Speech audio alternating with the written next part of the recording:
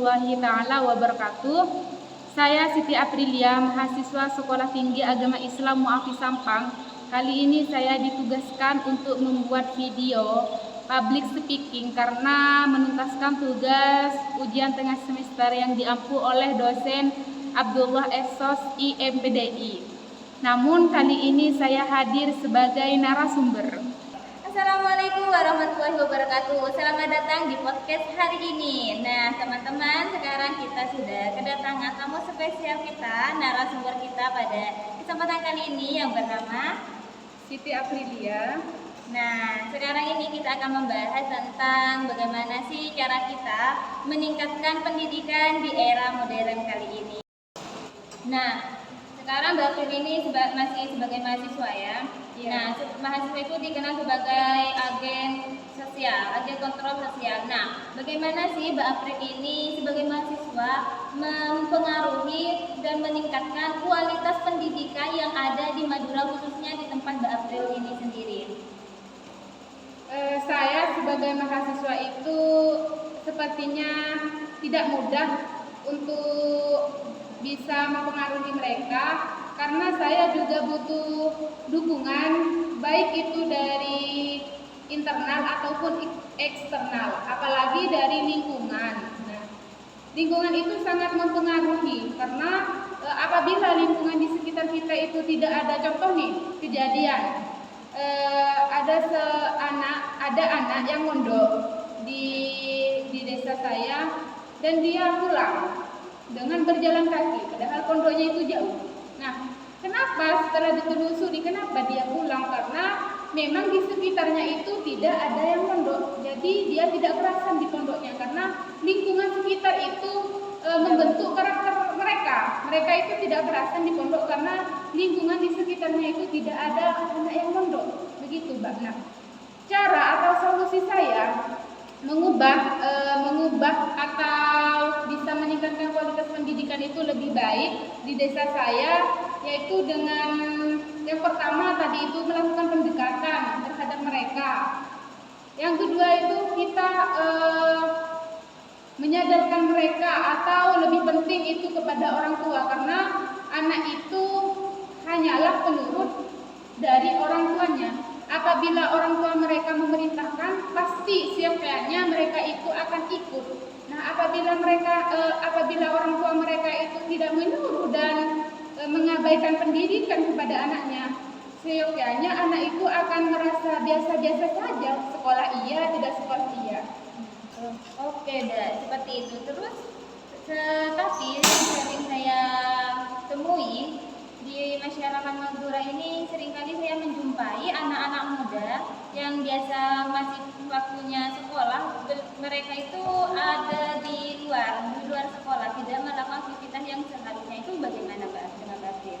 Terkait hal ini, sepertinya kita perlu melakukan pendekatan secara emosional terhadap anak muda tersebut, karena anak muda sekarang ini sudah zamannya Gen Z ya, Mbak. Ya. Kita perlu melakukan pendekatan emosional kepada mereka, step by step, menjelaskan pentingnya pendidikan di masa sekarang dan di masa yang akan datang. Itu yang pertama. Yang kedua, kita perlu memberikan motivasi dan inspirasi bahwa dengan pendidikan bisa membantu mereka mencapai tujuan dan cita-cita mereka. Itu yang kedua. Yang ketiga, mencari problem solving. Kenapa mereka itu tidak mau sekolah? Karena banyak alasan di balik mereka itu tidak mau sekolah. Ada yang tidak mendapatkan dukungan dari orang tua, ada yang terkendala dengan biaya. Nah, itu yang terlebih dahulu harus kita selesaikan. Ada lagi yang terakhir, kita harus membangun komunikasi yang terbuka secara interpersonal dengan anak muda di kalangan sekarang, menunjukkan rasa kepedulian kita terhadap mereka, dan seolah-olah kita peduli dengan kehidupan mereka di masa sekarang maupun di masa yang akan datang, dengan menganjurkan mereka selalu berada di dalam pendidikan.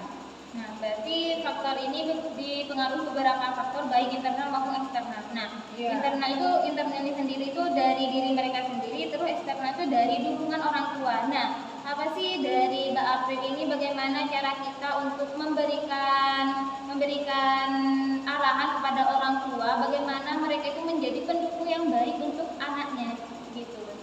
Terima kasih. Kita perlu mengadakan perkumpulan dengan orang tua mereka seperti mengadakan parenting. Itu khususnya kepada orang tua yang belum sadar akannya penting pendidikan bagi anak-anak mereka. Kita perlu mengadakan parenting dengan membahas pentingnya pendidikan bagi anak muda, apalagi di zaman Gen Z sekarang ini, Mbak. Begitu. Jadi kita memerlukan dukungan dari lingkungan sekitar juga untuk mengubah ini semua agar pendidikan itu tetap berjalan dan bisa digapai oleh anak muda seperti anak muda di zaman Gen Z sekarang ini yang memang kualitasnya itu memang beda dengan anak gen milenial. Apalagi zaman sekarang Gen Z ini anaknya lebih pintar, lebih cerdas dibandingkan dengan gen milenial dulu. Kan tetapi mereka itu tidak bisa mengendalikan diri dengan pergaulan yang semakin maju karena sekarang sudah zamannya teknologi. Apabila kita salah menggunakan teknologi atau media-media tersebut, maka kita akan kendali seperti itu. Iya. Nah, baik sekali Mbak April dalam penjelasannya cukup menarik bagi kita semua. Tujuan juga bisa menambah wawasan kita bagaimana sih cara kita untuk meningkatkan kualitas pembelajaran baik anak kita sendiri, keluarga kita, dan lingkungan kita. Nah, itu saja teman-teman podcast kita pada kesempatan hari ini. Saya ucapkan terima kasih banyak kepada Mbak April yang sudah memberikan ilmu dan pengetahuan serta wawasannya.